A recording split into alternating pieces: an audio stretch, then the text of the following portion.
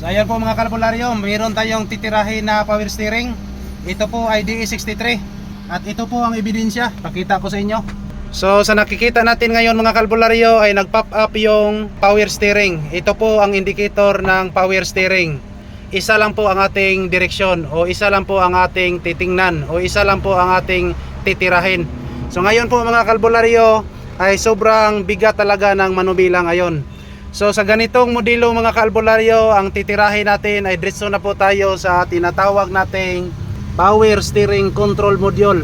So dito po natin makikita mga kalbularyo sa loob ng compartment. So ang ginawa lang natin ngayon ay tinanggalan natin ang compartment at yan makikita na natin dito.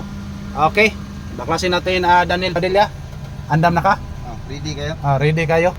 So titirahin natin to. Hindi na kailangan na magpalit pa tayo ng bago. Alright. So nang nabuksan natin mga kalbularyo ay sobrang kinakalawang na. Parang nabahaan po ito ng tubig mga kalbularyo. Yan. So hindi po tayo mawala ng pag-asa. Titirahin pa din natin to. Alright. So ngayon po mga kalbularyo ay gumamit tayo ng electronic contact cleaner. Pagsirit-sirit lang natin dito. Pagkatapos niyan, brasa natin. Parang naglalaba tayo ng mga karsones. Ganito lang, brush ba.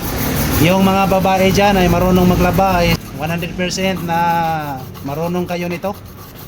Yan o. So yan lang po.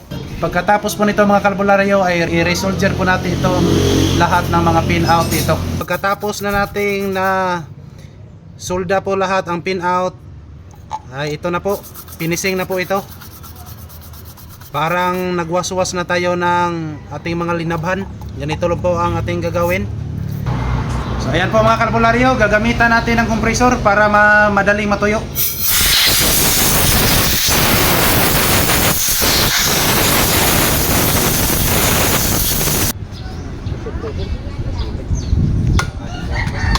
So sa ganitong trabaho mga kalbularyo ay dapat huwag niyong kalimutan na bago pa natin to ikabit pabalik, mag-orasyon po tayo. Orasyon pulong payat di ka makurat, burikingkong burikungkong burikangkang, halahayang tikongkong tikangkang, para hiluton ko iyong piang. Okay?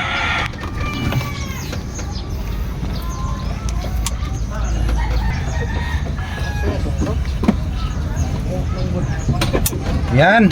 So ngayon po mga kalbularyo ay nakabit na at ngayon observe po tayo, tingnan natin.